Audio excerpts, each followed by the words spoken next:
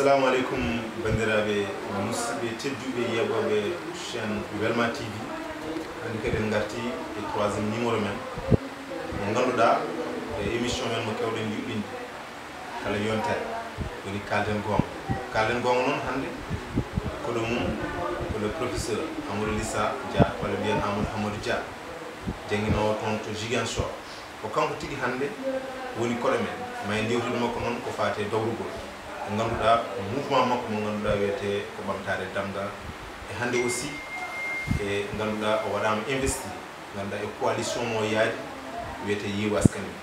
ko on tigui hande batten présenté kanko tigui ma en dokkuma konngol joni joni ko hollani yimɓe walla o haalani yimɓe wol parcours makko universitaire mais aussi mo andin rendo ngo foof holi kanko professeur min calminima min mbima bisimillama chaîne Welma TV caggal nde ganduɗa en ɓooyi yidde tigui tigui oɗo émission wona hande noon Allah haaji min mbim bisimillama Welma TV. A jarama monsieur Deme jogui weltare mawde arde ɗo hande e studio Welma TV gam wawde wostodirde mon miijoji ko adi ko kam mbeɗa yetta on kadi mbeɗa yetta dendagal yeeɓoɓe walla mbiyen kadi ne heɗotoɓe Welma TV en duwima nde puɗɗortoɗen bisimillahi rahmani rahim ñaago kadi ne jomiraɗo joom bawɗe o min jogimirten ɗum ɗo alhamdulillahi rabbil alamin. Ko noon tigui caggal bismama ngo professeur Amadou Hamad Dia hol hande so tawi aɗa waɗa présenté à la face du monde walla yeeɓoɓe mo ganduɗa Welma TV hol gonɗo le professeur Amadou Hamad Dia? Hol gonɗo professeur Amadou Hamad Dia? Amadou Hamad Dia ko ɓiɗɗo Kanel jibina ko nokku ene wiye Richard Toll kono danaka anda toon hay batte toon tan jibina mawni ko Kanel ɗo koɗo kadi ne naati Qur'an duɗal ceerno Samba Sall andirede ceerno Samba Kanel Allah waɗi noon kadi ne en naati hen école ni école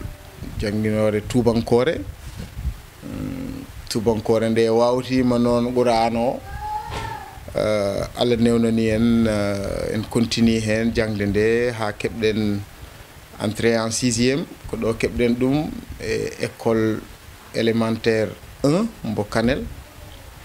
jaaɗen hen Matam toon mbaɗɗen première année collège o woni 6e collège par ce que on tuma Kanel ala collège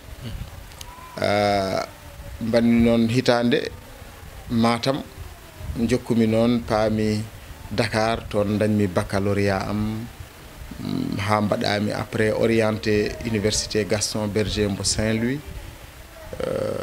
ko toon e nder ngal ɗon duɗal jaaɓi hattirde dañmi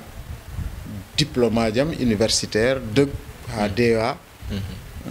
Allah e bawal mum no way yaajje newnani en kadi en keeɓi bourse étrangère mbo gouvernement du Sénégal jaaɗen hen caggal leydi jokkoyde jangde towde ko wiyete ko thèse de doctorat eyyi mbiɗo wawi wiide ko on woni Amadou Hamad Dia caggal noon nde o liggi duuɓi tati au niveau du CNRS woni centre goto jowitiɗo ko fati e witto en wiye CNRS en France Allah newnanimo o arti ko Sénégal ga guila mai 2009 o jangguinta ko to université mbo Assane Seck gonɗo e laamorgo Casamance Ziguinchor. Professeur hamen mbawi andude holko jangguinta toon e hal ganda catal ngal jaruɗa hen? eyyi min jangguintumi ko jangde biyeteɗo e tubankore sociologie nde tawno nde Allah nawi en duɗal jaaɓe hattirde nde koye on ɗon fannu jaaruɗen en timmini hen jangde men dañƴen hen donc ko wiyete ko thèse de doctorat o nde Allah newnani en liggey kadi ne newnani en koye oɗon liggey koye on ɗon fannu donc to jangguintumi ko sociologie noon sa nani ɗum tan ko jangde yowitinde ko faati e gonka yimɓe e gonal maɓɓe e nder société o e nder communauté o e nder rendoji ɗiɓe goni kala dal calɗi gurdam no ɗi mbayi wawde e hewde femme sociologie ene jogui hen gueɗal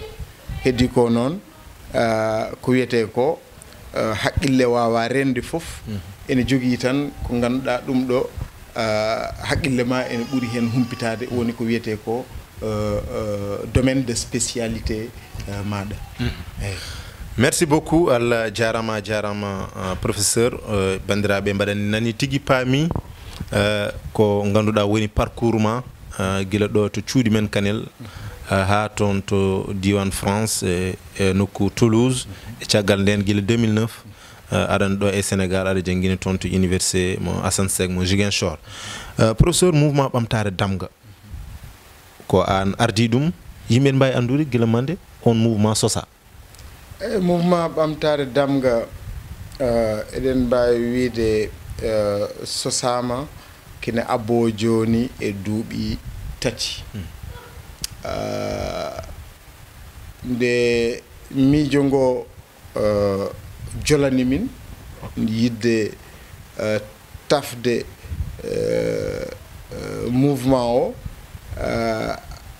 en keɓino e on ɗon saaha kay yewtidde hen kadine e sukaɓe men ganduɗa kañum ennene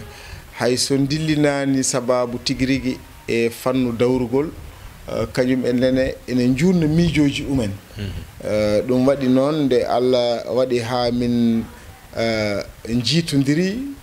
min jewtidi kamɓene kadi ne miijo ngo hawraniɓe minen foof mbiɗa wawi wiide kadi ne miijoji amen ɗi nattodiri ko nden noon min ƴetti décision tafde goomu o biyeteɗo ɓamtare damga ngam yidde yoltude hujjaji diwanuji men e nder damga ɗo e Kanel ha e nder damga foof ɗum noon ko ambition ko ɗum kay tigui woni komin jiiɗi nde commune men kañum woni Lamorgo d'ailleurs département men mo Damga nde garɗata nde wayloto e mbadi kadine tawa ko mbadi beldi yiide ko ɗum waɗi kadine min jiiɗi e ɗum ɗon ko damga men kañum nenene wawa yiide hen hoore mum tigui rigui tawa sukaɓe damgankoɓe eɓe mbawa daranade no hanniri ni saqqaji e goƴaji damgankoɓe no mbiruɗa ni ko daranade pour yoltude hujjaji hamen mbawi andude joni woni duuɓi tati ko mouvement o darna amen mbawi andude hol action ngaji walla hol activité ji ɗi mbaɗɗon saabu mouvement wurnata ɗum ko action hol activité ji mbaɗɗon guila darnuɗon nde ɗon fedde eyyi guila min darni fedde nde mbiɗa wawi wiide min mbaɗi hen golle payodinde goo caggal nde min darni fedde nde min puɗɗorino ko jewte hakkude amen saha e saha fof min joddo min jewtida daña komin ɓulni kala komin ɓulni kadi ne haqqillaji jaggi ɗum ɗo ene wawa gollede ngam ha fedde nde wawa darade tigi rigui min piɓodira ɗum min mbaɗa ɗum yanti hen miijo joltani min nde min tafata kadi ne ko wiyete ko goomu kaldirguel e jewtirguel e nder groupe WhatsApp on ɗon groupe mbeɗa wawi wiide wona tan mi salminima mi juurimama mi weltanimama ko groupe mo ganduɗa hamin tafi kay ngorodi gollal maggal hamin jogui ko wiyete ko à côté de groupe mawɗo o groupe tokoso min mbiya ɗum groupe consultatif ko groupe yilirde ko ɗon min gostodirta miijoji ene mbawmi wiide entre membre uji restreint mbo groupe ɓamtare damga kala kadi ne komin mbawi tafde ɗon min jaltina ɗum to groupe mawɗo to on groupe mawɗo ko jewte mbatte hen ene waɗi kadi toɓɓe ñalawma foof e toɓɓere mum hande aljuma mo gonɗen o toɓɓere nde ko andu diine ma donc depuis 2 ans et demi joni groupe WhatsApp o omo waɗi hen min mbaɗi hen jewte payodinde haɗani tan kay e andu diine ma dawrugol fof min mbaɗi hen jewte to gonka par exemple hôpital uji men école aji men taaridi men ndema men gaynaka men danaka ala fof secteur momin memani ɗum mbeɗa wawi wiide ko gollal payodingal ngal min giɗi wadde nde tawno koma yimɓe gostodira miijoji laaɓodira kadi ne deedi goto fof adda fawa e taabal ko andi ko nde yimɓe mbawata aussi hutorade ɗum te goto e men fof kala gonɗo e nder fedde nde ene wawi hutorade ngal ɗon gandal ene wawi ni kadi no wiyete ni wawde wadde partagé ko yewtete ɗon ko tonga hen ko nde woɗɓe kadi ne mbawata naftorade ɗum ko goo gueɗel ɗimmel ngel e dow kadi ne ko Allah wawni min ko Allah arzigini min min mbaɗi golle payodinde kadi ne mbiɗa wawi wiide ko wayno laɓɓinde hen école aji lorde hen leɗɗe fittude jindeji wallude kadi ne éleweɓe no dañiri ko wiyete ko couverture maladie universelle eko way noon eko way noon donc ko ni golle ɗe ɓamtare damga mbiyanmi heeɓi wadde e nder commune men mbo Kanel en kaɗani hen tan ni hay e Kanel en jeehi hen hay ko ɓooyani ko ha to wuuro men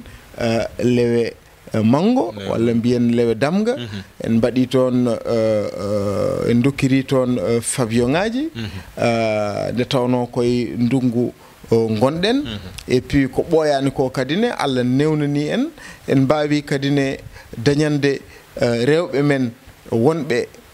bandiraɓe men rewɓe miñiraɓe men e mawdiraɓe men wonɓe e nder fedde ɓamtare damga kamɓe rewɓe ɓe nde tawno eɓe tafi fedde mabɓe ndeɓe mbawata kamɓene à partir de financement mo min dañani ɓe o ɓe mbawa yoga e mabɓe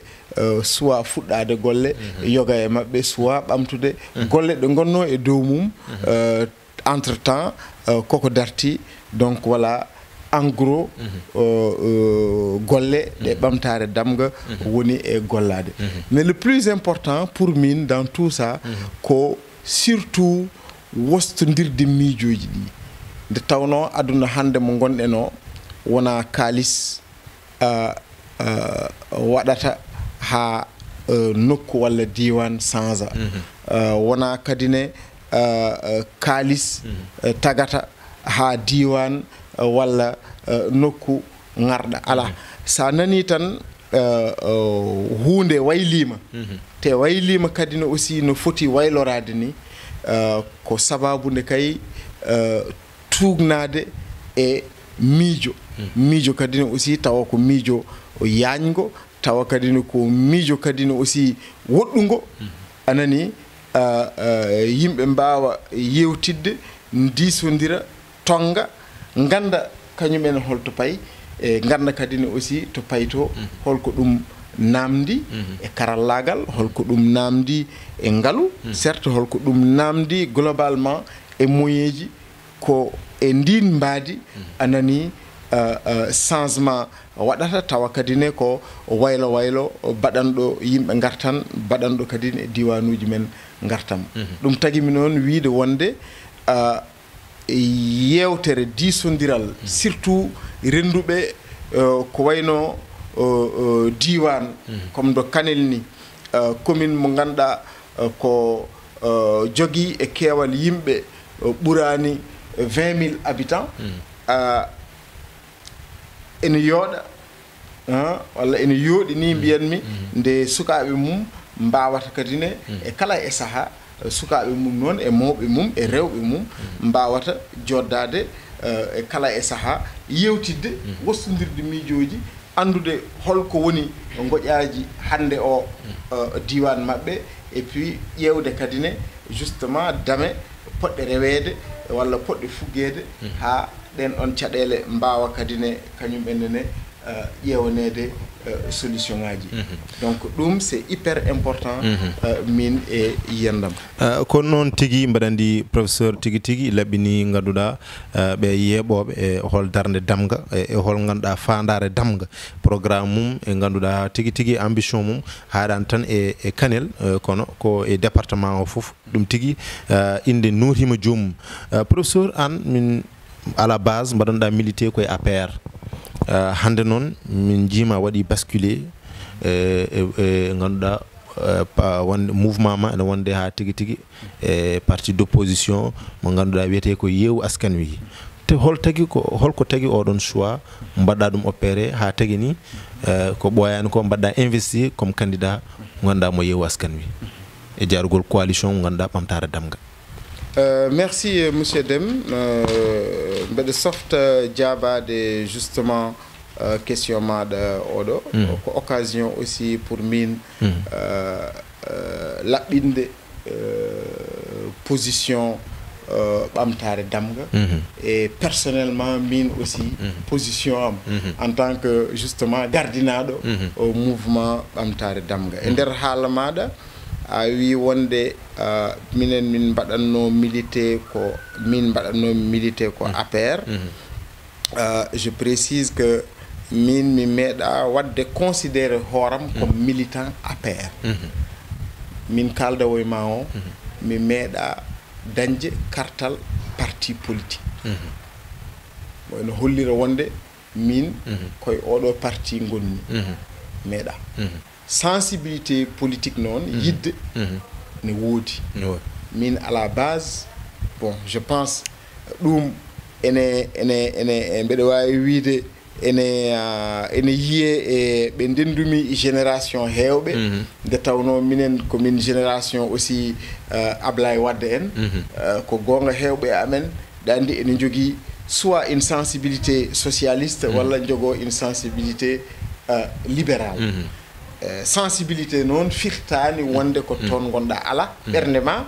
en toon mais a wonani militant parce que un militant koma jogoɗa kartal ngal koma dillina sababu tigui rigui e instance uji ɗi aɗa yaaha hen aɗa arta hen enen c'est différent min mi wawa wadde considéré hooram comme militant APR joguinoɗo sensibilité de e APR oui nde tawno fof koye nder famille libérale o joguinomo sensibilité PDS Macky Sall ari au pouvoir e dow inde APR min joguimo toujours on ɗon sensibilité libérale min mballimo jaade makko reggila e référendum ha e élection ngaji local ɓennuɗi ɗi le soutien momin mbaɗi élection ngaji présidentielle ɓennuɗi ɗi mais firtani wonde minen komin komi APR nde tawno mi ala kartal APR mi jeyaka hay instance goto mo APR mi yahata e réunion politique APR mi teddinirtaki réunion APR politique donc ko sensibilité tan jogui kono aɗa yidorno e ganduɗa e jeeyaɓe e landa APR mi meeɗa yiilade jeeyade e landa APR par ce que pour min ko gardinmi d' abord ko justement politique locale politique locale d' ailleurs min kolliri ɗum hikka firtani tan wonde ko nécessairement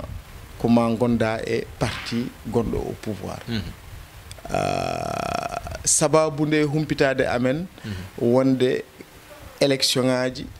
ko gonga ene mbawi nandinede kono iɗi ceerti élection présidentielle et élection mo local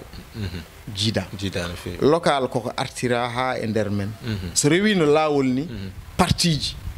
dans les vraies démocraties so rewi no lawol anani parti ji mbaɗata désigné koye umen hol gonowo tedde liste tawdi kay koko artira e men ko enen kay e nder men poti suɓanade koye men par le biais par exemple des primaires mbaɗen short listé 2 walla 3 personnes mbiyen ɓeɗo wala ko onon kanel yi kono kanel suɓaki on taw jehon élection et puis son jeehi élection kala garɗo dow be wala woni kañum woni candidat mo kanel naɓe cuuɓi donc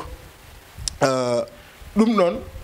minen hamin batti hen haqqille no fewi hay sinno ni hamin gonno e nder parti politique firtani wonde ko min jejjitat wonde koye élection locale min goni hamin golloro sifa no ɗum heewi waade quand il s'agit par exemple d'une élection présidentielle donc ɗum waɗi min jogaki en fait hay no wiyete ni caɗele goote wawde yewtidde e sukaɓe kanelnaɓe d' ailleurs won waɗɓe aussi ɓe min jewtittuno par ce que machallah rapport ma an e ganduɗa e d'autres mouvement mo ganduɗa ene gondi ɗo suhaɓe so wawa mawɓe kamɓe foof ala hen foof minen momin kaldani ala hen foof momin kaldani soit min ƴetti initiative o walla kañum ennene ƴetti initiative arde e amen l'un dans l'autre toujours min etima kay yewtidde min etima wostodirde miijoji anani exemple mo mbawmi hokkude par exemple ko mouvement kanel yo yaaru yeeso nde tawno minen ambition amen te ɗum min ɓooyi haalde ɗum e nder mouvement amen ɓamtare damga ko yiyande noon peut être qu'on se trompe pour minen pour que jeunesse o wawa yiide hoore mum tigui rigui a faami e nder conseil municipal so jeunesse o ene yiiɗi ittane gueɗal tigui rigui e nder diwanuji men il faut que nécessairement que jeunesse on ɗon o wona e nder ko wiyete ko des centre de décision e centre de décision ji gartinaɗi e men ko conseil aji men municipaux ko conseil aji men départementaux mais holko waɗi le blocage ha ko tagui onon ɗiɗo on ndendani mbawen yadude e jaɓɓal gotal par ce que mbiɗon ko wuuro ngo ene foti waylede no wonirni o saaha tout à fait yiyande nde mbeɗa wawi wiide ko no wotere kala mo kalɗa wiyanma yiɗi kay ko waylude yiɗi ko ɓamtude wona tan waylude pour waylude kay pour addude yiyande hesere pour addude kadine aussi jaɓɓal kesal e kadine wadde feere fof no diwanuji men ɓamtori e kala e e fannu mo mbawɗa ƴettude comme yeru mais ɗandi négociation forcément waɗat tan nde tawno yewtudoɓe ko gonga eɓe ndendi yidde yaadude nde mais condition ngaji jaadigal hakkunde maɓɓe anani très souvent ko ɗon blocage uji ɗi gonata mais min e yiyandam ça dépend rek peut-être e no fuɗɗori ni par ce que so tawi goto e men fof ene jogii une ambition mo ganduɗa peut-être fawani ɗum e taabal haala ka tan yonata nde tawno ma en tolno nokku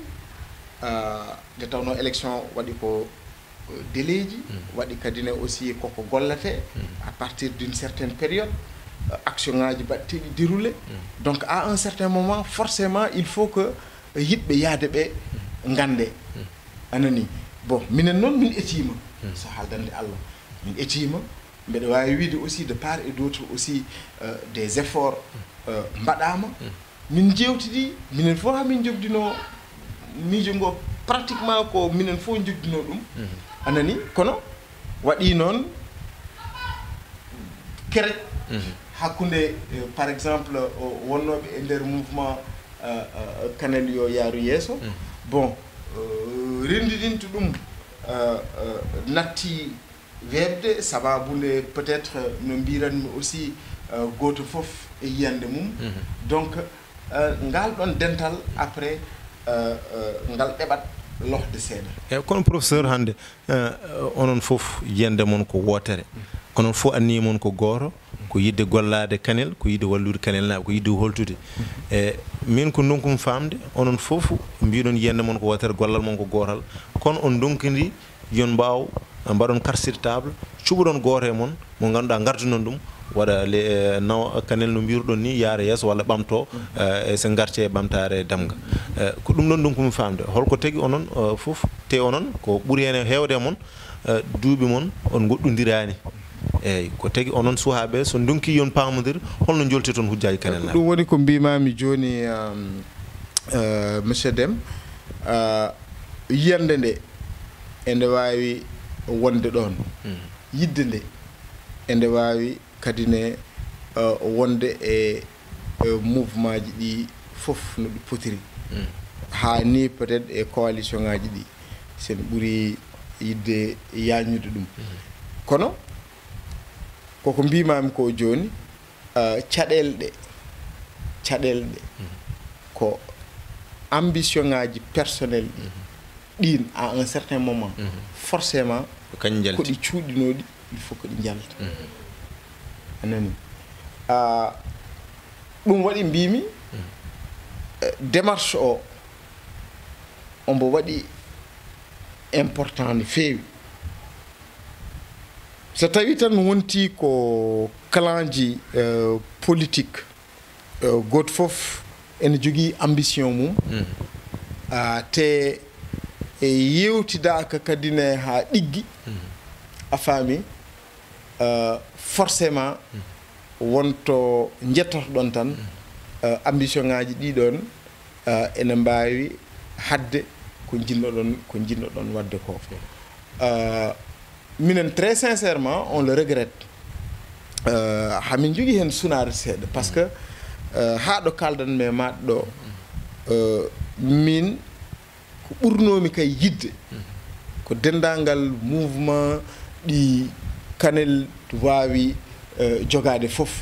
tawa kay ko jeune uji ɗimin ndendata min mbaɗa haɓɓere min gona haɓɓere wotere anani et puis min ƴeewa holno min jarata e ɗiɗo élection ngaji payaɗi mais mbimi donc Allah e wonde moƴƴo peut-être que so tawi janggo hono ko yimɓe kuccani ɗo ko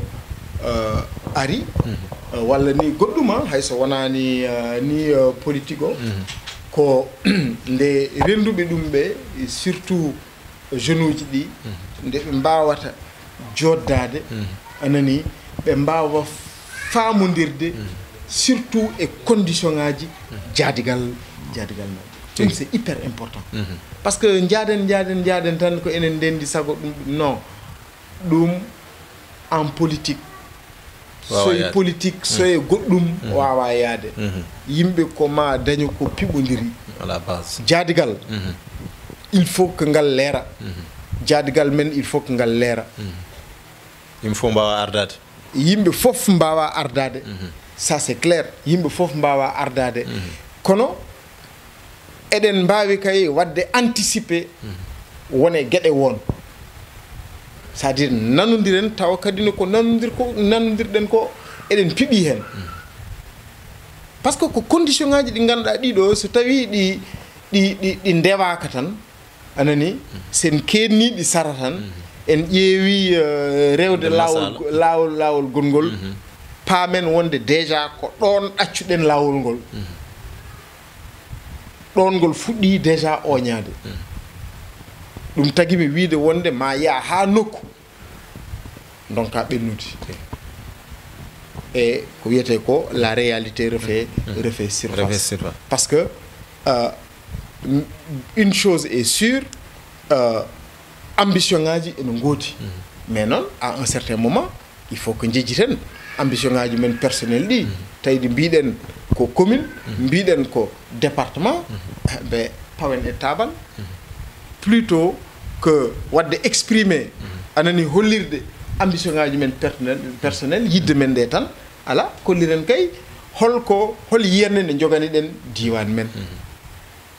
holto jiɗɗen nawde diwan men hol no jiɗirɗen kadi ne justement nawde e diwan men hol dame ɗe peeje ɗe mbatten e dame ɗe ndewaten ha ko jiɗɗen wadde ko wawa jibinande e diwan men gartam pour min ko oɗon projet tan woni projet mo ganduɗa kuftidinɗo bawɗo kadi ne nadde e noppi ha ɗum waɗa anani wona une large coalition walla wona kadi une large entente mais so tawi ɗum ala waɗata ko ƴele et puis ƴele ɗe galana en hay gartam gotam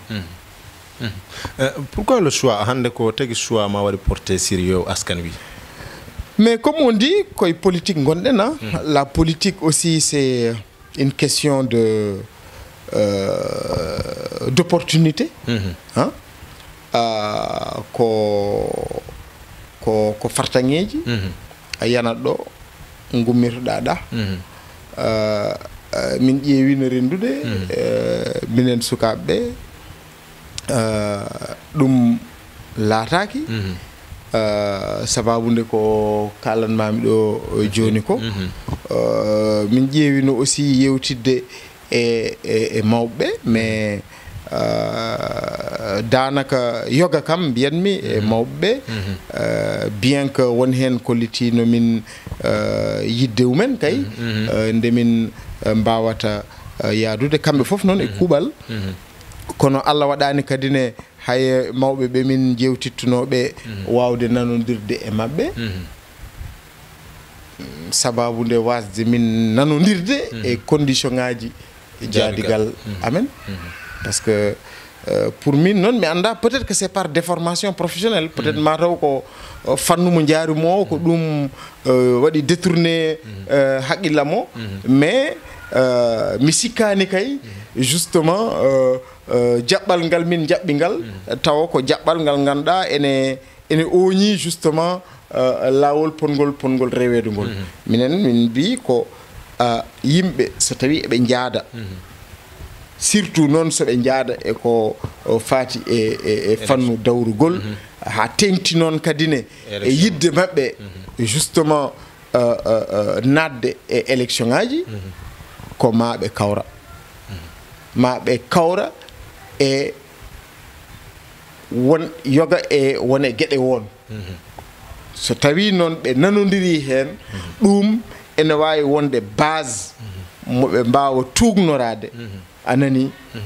pour wadde jaadigal maɓɓe sur les rails so tawi tan ɗum woofama ɗum ɗaccama walla ɗum welsindama ngal ɗon jaadigal ne aussi e ngal wawi addoyde caɗele par ce que no mbimami ni ka mouvement walla ka coalition walla ka projet de coalition ɓe gane ko mouvement ji walla ko projet de coalition pour jaadon par ce que jiyanɗe ɗe aussi gona goote en fof eɗen mbawi wiide peut être jiɗɗen ko changement Kanel mais tawa jiyanɗe men par rapport e Kanel no changiri en ngala en jiiɗa miijo justement par rapport e condition ngaji no Kanel wawata waylorade est ce que aɗa faami kono ko ɗum woni ko jiɗɗen donc ene moƴƴi so tawi eɗen jiiɗi yaadude kay hade men kay wiide wonde ko en nanodiri en paamodiri walla min jaaɓi ala yo taw kay en amont on jewtidi goto e mon fof yaltini kañum nene condition ngaji mum nanodiron hen son nanodiri e dow ɗum ɗon noon kala jaaroɗo hen après e caggal ɗum kam ene wayno ko kañum jogui tort o ni mais so tawi condition ngaji jaadigal mbaɗaka définir haydara ala ko nanodira ɓe ɗum ɗon kadi ne aussi ene adda yoga e projet ji jaadigal wasde ɗumen laatade a haali yogoye mawɓe ɓe ganduɗa ɓe jiiɗino yaadude holko woni rapport ma an e député woni Mamadou Sadio Diallo hol rapport aji ɗi ganduɗa onon jiiɗo oɗon jogdi ɗum des rapports dans quel sens e fannu dawrugol e fannu dawrugol eyi e fannu dawrugol les rapports sont des rapports min mbiyanmi tan politique min meeɗa rendude lande politique min en 2014 mi wawa wiyede wonde par exemple koye lande politique makko gonni peut être que mi yiyama hen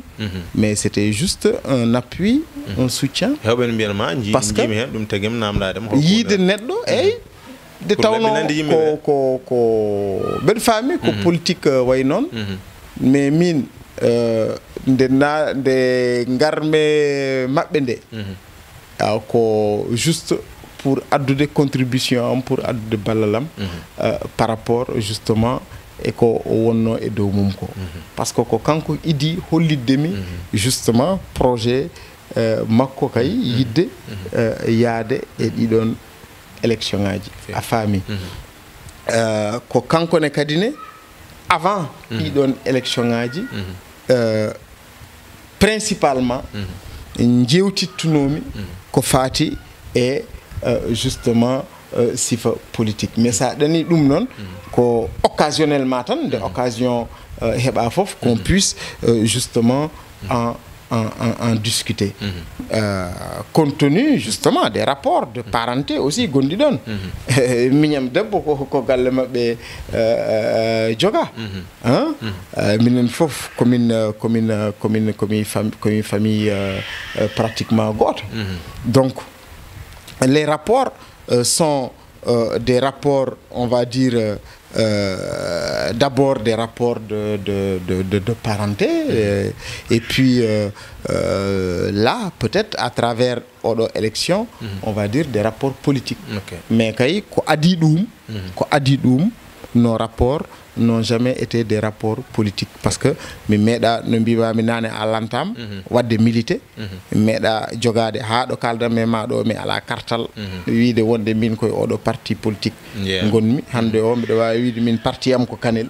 voilà un point c'est tout ko heddi kone même par rapport aux élections locales jawtuɗi ɗi ko soutien tan wonno wadde définir un soutien noon wadde déterminer justement un soutien ɓe firtani wonde effectivement an koye oɗon lande politique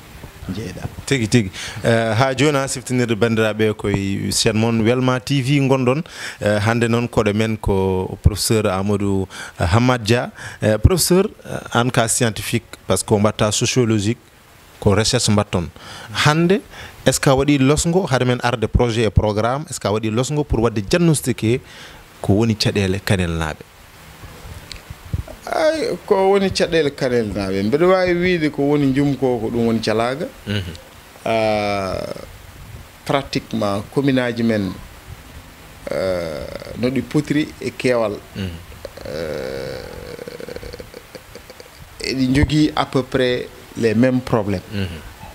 woni hollin ko heddi ko noon les contextes quelquefois aussi sont différents sen garti hen tan ha ɗo e Kanel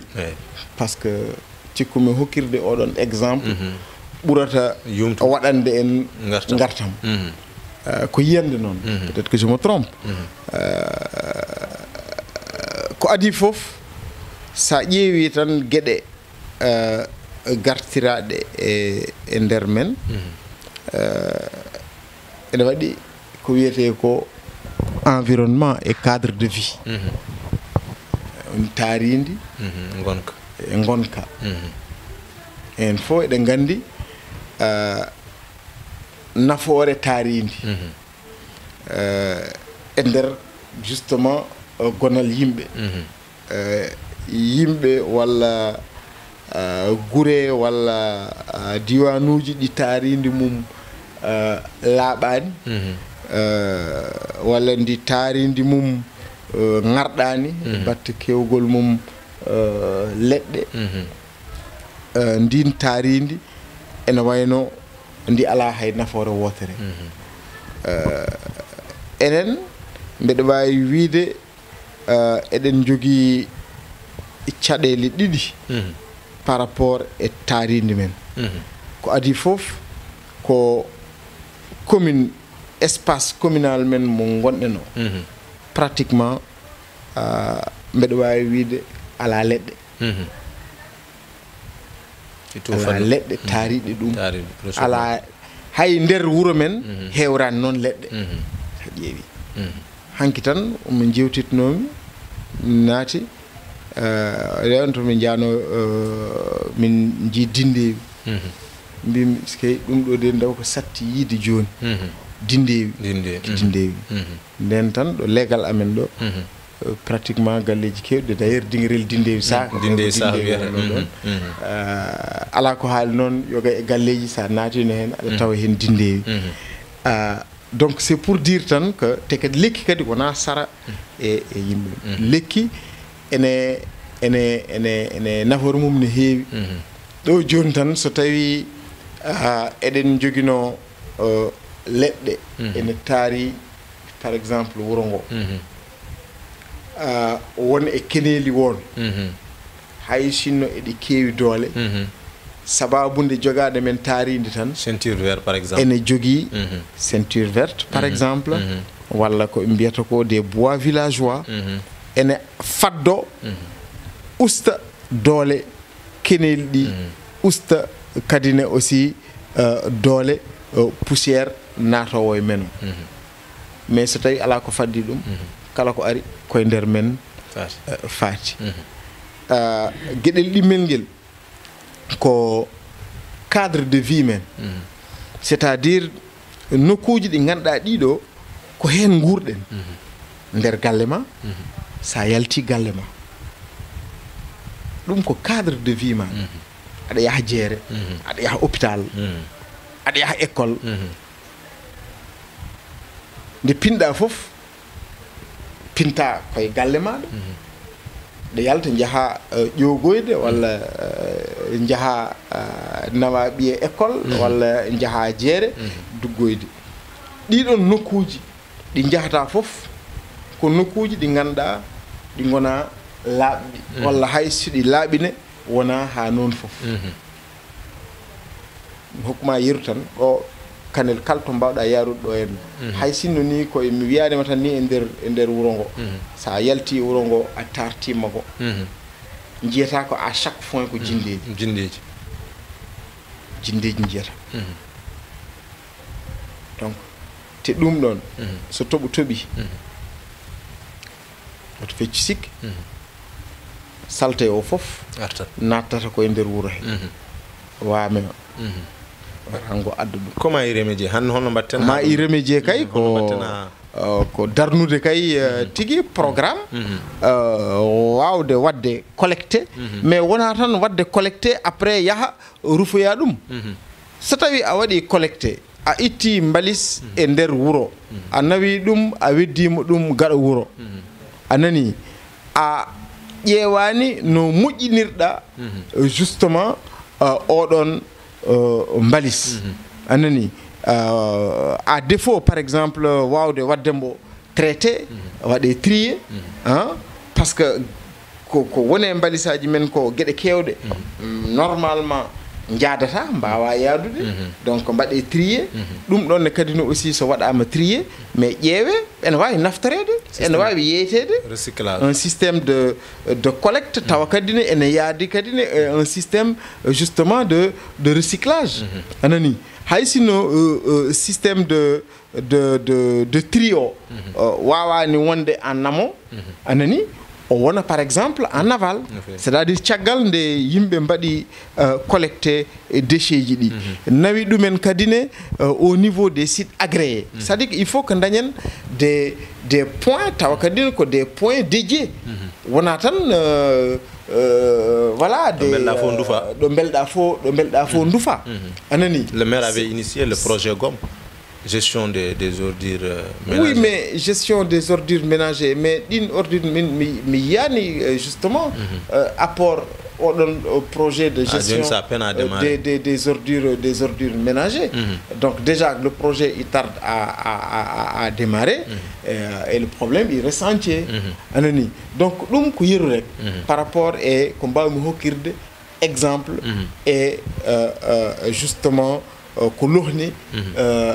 décentralisation e nder communaji men ça y est gure goɗɗe aussi a tawat toon c'est à peu près les mêmes problèmes mais ɗum ɗon fof pour min ene wawi réglede dans le cadre d'une intercommunalité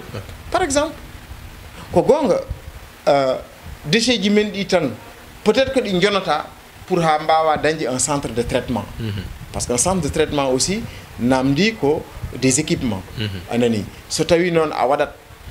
en place un centre de traitement anani deppisoɗa hen kalis kewɗo tawa an ko arata e déchets ji ko kadi aussi yonani ene wayno en fait koye perte gonɗa ni parce que a waɗi investir hen kalis kewɗo mais alanama gartam compte tenu justement de la faible quantité anani déchets ji maɗa ɗi joguiɗa ɗi gona jonɗi noon foof en termes de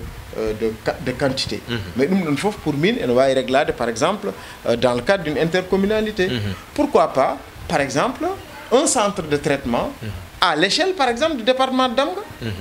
centre goto tawa déchets ji falde ndi fof ko toon payi donc no mbiruɗen ni joni professeur programme on hande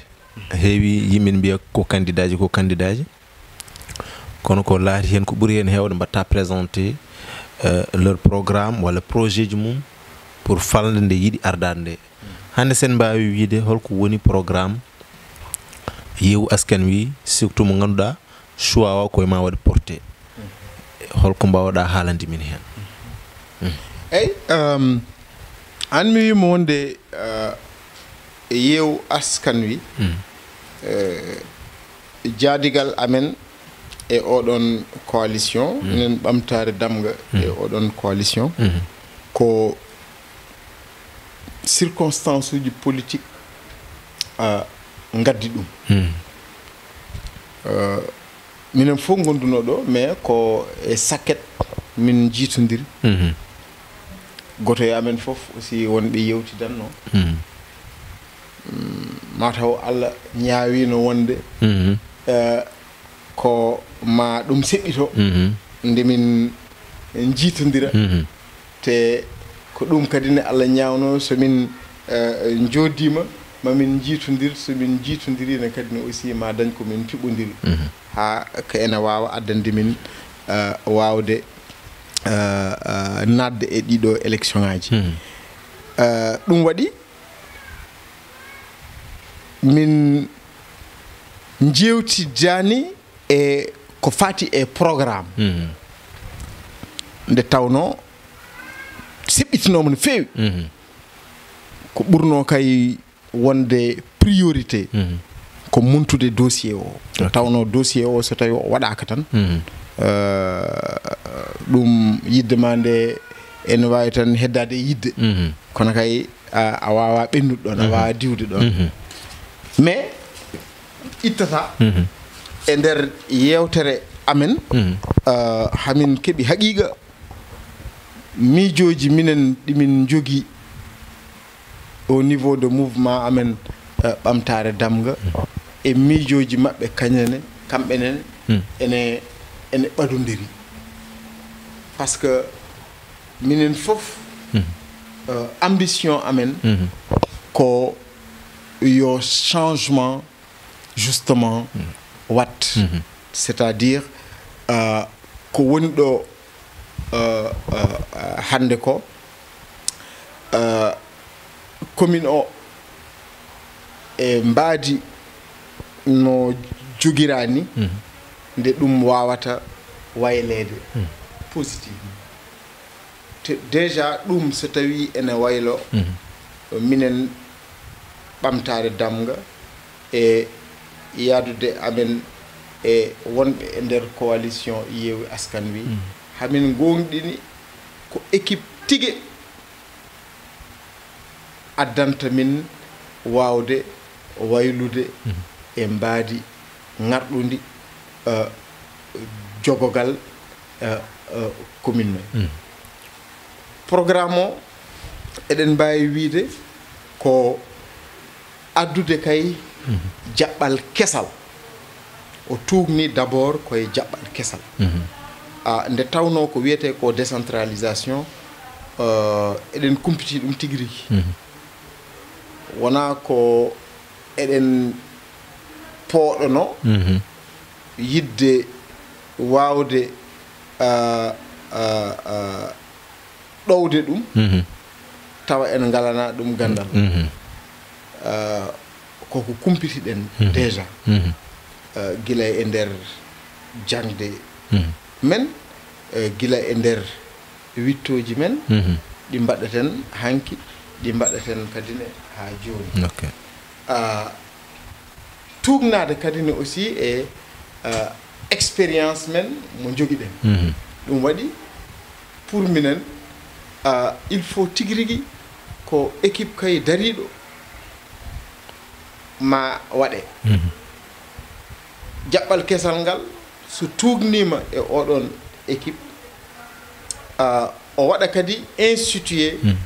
ko wiyete ko principe mo ganduɗa wona sara e nder ko wiyete ko décentralisation woni le principe de redevabilité ay ko artira e men ko firtani tan wonde ko conseiller ji après kerori ɗum ko gonga artirama e men ko conseiller ji men ngoni mbeɗa wawi wiide nokkuji laamorgo men kono noon de wona comme no laamuji ɗi ganduna ɗen adana ɗi de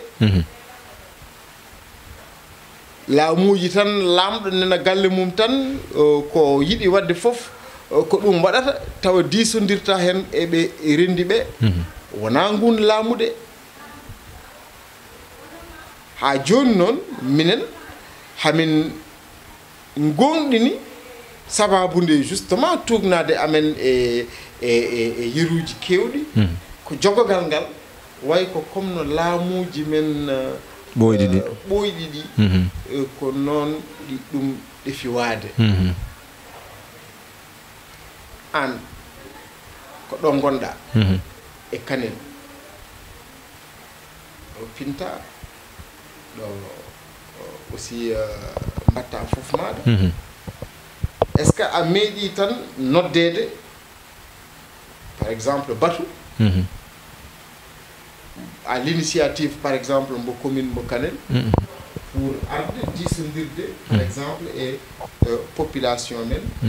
wiide ɗumen aha minen de hamin jiiɗi wadde ɗum ɗo e ɗum ɗo holko woni hen miijo mo est ce que ɗum meeɗi wadde amin jeyani voilà donc principe de redevabilité nde tawno an a nawani hoorema to commune to maire nawani hoore mum commune conseiller ji ɗi nawani koye majji commune koɓe nawaɓe toon nawiɓe toon ko population ngaji ɗi kamɓe gotaniɓe kamɓe cuuɓi ɓe mbi minen ko ɓeɗo min kooli tawdi noon on koolama on nawama toon kon nawaɓe toon poɗɗon ko e kala e saaha kala ko oɗon mbaɗa wona ko mbatton foof faut pas non plus exagérer on ko ganduɗa ɗum ɗo ko wiyete ko pouvoir discrétionnaire mbo maire o wawi jogade walla mbo un responsable wawi jogade c'est à dire ko ganduɗa omo wawi wadde ɗum taw o disnodirani hen e yimɓe sababu nde justement laamu hokkudemo oɗon pouvoir mais ɗum ko pouvoir discrétionnaire firtani kay wonde an kala ko aɗa waɗa ko a uddoto e nder bureau maɗa voilà an e yimɓe on ma ɗiɗon walla taton mbaɗon décidé non non non principe de redevabilité firti tawde ko collectivité gardiɗa a nani planification maɗa par exemple sa yiiɗi wadde planifié anani sa yiiɗi wadde par exemple un lotissement anani sa yiiɗi wadde créer une infrastructure kala no infrastructure o wawi wonde walla projet mo joganiɗa par exemple commune maɗa ɗo e duuɓi ɗiɗi walla ɗo e duuɓi tati ko mbawa hollide ɗum par exemple population o idée o ne wawi ummorade e maɗa pouvoir o toujours de décider d'exécution ko an jogui ɗum de décision mais kay aɗa wawi wadde recueillir avis population ngaji maɗa te tawno ko soɓe jaadi hen ko ɗum ɓuurata weɓandema soɓe jaadani e maɗa d' abord femme wonde an projet maɗa ene wawi waɗede bloqué à tout moment par ce que wonko ganduɗa a wawa forsudeɓe ɓe mbaɗa ɗum donc yaade mabɓe guila e fuɗɗode hollitɓe ko jiɗɗa wadde ko ɓe dokkuma hen kamɓene avis ji mabɓe et ça va te permettre andene e hoorema ni wawde yiide ɗi ganduɗa toɓɓe ɗeɗo so tawi ɗe deglama tan projet maɗa ene jogui chance justement laatade et puis ene jogui chance kadine jibinde ko soyna hen ko ko no mbiɗa ni tigui professeur mo ganduɗa ko Amadou Lissa Dia no mbiram noon ni à chaque fois so tawi ko joni mbaɗɗo min rejoindre émission professeur holko pamɗa e hande est ce que an aɗa jeeya e ɓen wiide classe politique o foti wadde alternance générationnel walla an jeeɗa koye ɓe ganduɗa ɗiɗi ɓe fof ne mbawi yaadude golliɗo min ma position par rapport yiyandam plutôt c'est que alternance générationnelle oui et non oui et non mais c'est pas une façon pour mine peut-être de fuir la question oui dans le sens où so tawi ene waɗi des jeunes qui sont compétents anani haqqillaji ɗi ene kumputi e ko yehete ko ah oui eɓe mbawi ardade y a aucun souci y a aucun souci mais ɗum ɗo firtani wonde ko mawɓe tan poti ardade ah non c'est défini par la loi électorale kay nen ɗon code général des collectivités locales ene waɗi spécifié